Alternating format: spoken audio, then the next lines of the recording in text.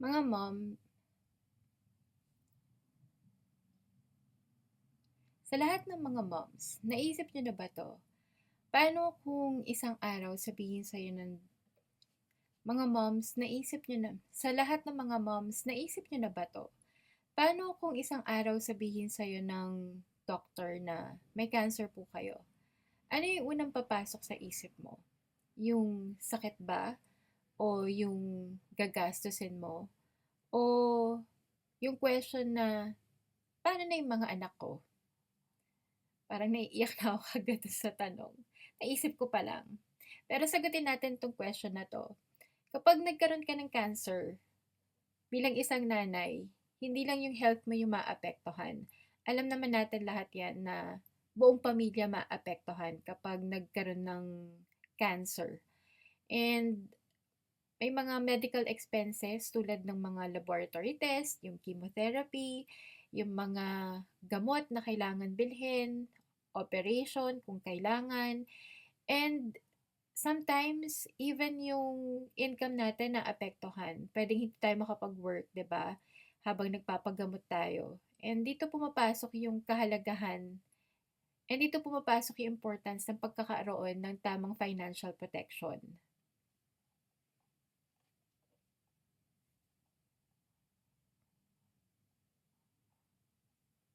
And just to let you know, merong mga life insurance plans na merong critical illness benefit. Like say for example, kung ma-diagnose ka ng isang critical illness like cancer, meron kang magiging health insurance coverage or meron ka, like say for example, kung ma-diagnose ka ng cancer, merong critical illness coverage na, so let's say for example, kung na-diagnose ka, ng cancer,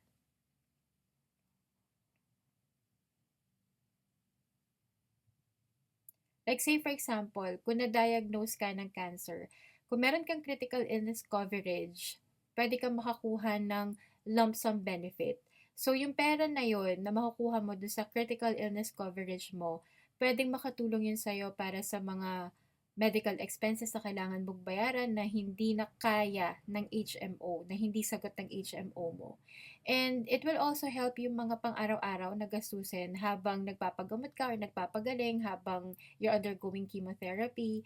And of course, it will also help you na mapagpatuloy mo kung ano yung kailangan mong gawin para sa family mo and also makatulong pa din sa pangangailangan ng family mo. It will also help na it will also help na magkaroon ka ng choice dun sa mga gamot na pwede mong it will also help you na magkaroon ka ng choice, magkaroon ka ng freedom na piliin kung ano yung mga gamot na kailangan mong bilhin. Yung hindi mo kailangan tipirin yung sarili mo na eto lang kasi yung kaya ng budget. So, eto na lang yung pwede kong bilhin na gamot or hindi mo kayang, eh. And it will also help you na magkaroon ka ng choice, magkaroon ka ng freedom, magkaroon ka ng kakayahan na bilhin yung mga gamot na kailangan mong bilhin para sa And it will also help na magkaroon ka ng choice, magkaroon ka ng freedom na bilhin yung mga kailangan mong gamot na bilhin. Yung hindi mo kailangan tipirin yung sarili mo dun sa brand or dun sa klase ng gamot na kailangan mong bilhin.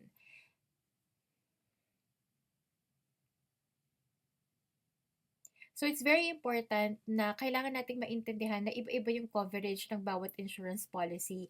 And hindi naman lahat ng life insurance merong critical illness benefit. Kaya, importante na maintindihan mo kung ano importance ng critical illness coverage na pwede mong i-include sa life insurance plan na nakukuhain mo.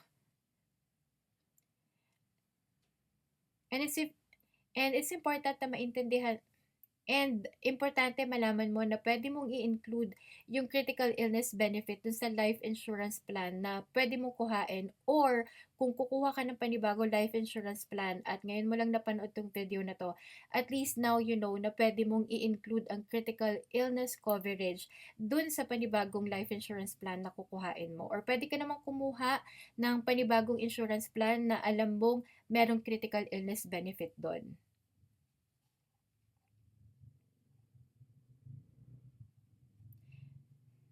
bilang mga bilang mga na as a mom, alam ko na lagi nating inuuna yung pamilya natin. Pero paano kung dumating yung araw na tayo naman ang mangailangan ng tulong, 'di ba?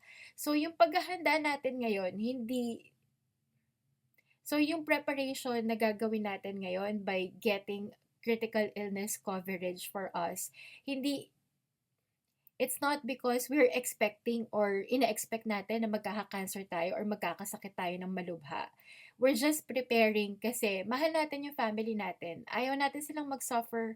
Ayaw natin silang ma-stress kapag nagkaroon tayo ng ganitong klaseng sakit na cancer, di ba? Ayaw natin din naman na habang meron na tayong sakit na cancer, mamomroblema pa tayo sa expenses natin sa hospital, yung mga medical bills na kailangan nating sagutin, yung mga medical bills na kailangan nating bayaran and yung mga medical bills na kailangan nating bayaran and even yung mga anak natin or even yung husband natin or yung buong pamilya natin, ayaw natin na maapektuhan sila and even yung family natin, ayaw natin na maapektuhan and even yung buong family natin, ayaw natin na maapektuhan sila at maabala, 'di ba? Ayaw naman talaga natin na nang-aabala ng ibang tao. So this kind of preparation would actually help us na mas maging So this kind of preparation, getting critical illness coverage is actually a prep so this kind of prep so this kind of preparation and getting a critical illness coverage would actually give us more security and pinoprotektahan lang din naman natin yung kinabukasan ng mga anak natin at yung pamilya natin if in case na dumaan man tayo sa ganitong klaseng challenge sa buhay or sa ganitong klaseng situation.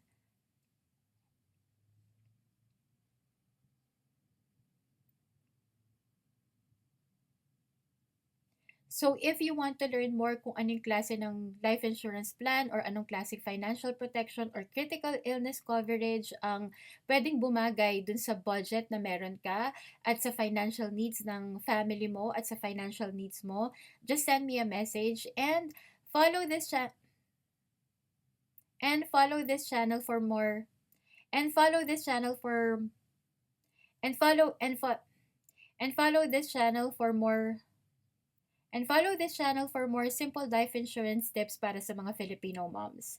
And follow this channel para sa and follow this channel for more life insurance tips and follow this channel for more simple life insurance tips for Filipino moms. And follow this channel for more simple life insurance tips for Filipino moms like you. And follow this channel for more life insurance tips and follow this channel for more simple life insurance tips for Filipino moms like you.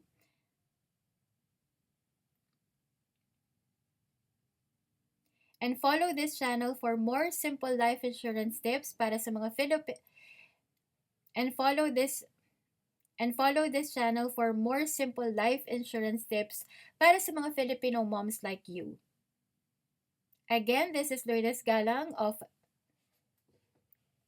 Again, this is Lourdes Galang of Smart Finance. Again, this is Lourdes Galang of Again, this is Lourdes Galang of Wealthy Moms Club and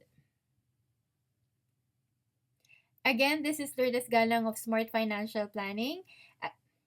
Again, this is Lourdes Galang of Smart Financial Planning and just a reminder, be smart and plan right. See you in my next video.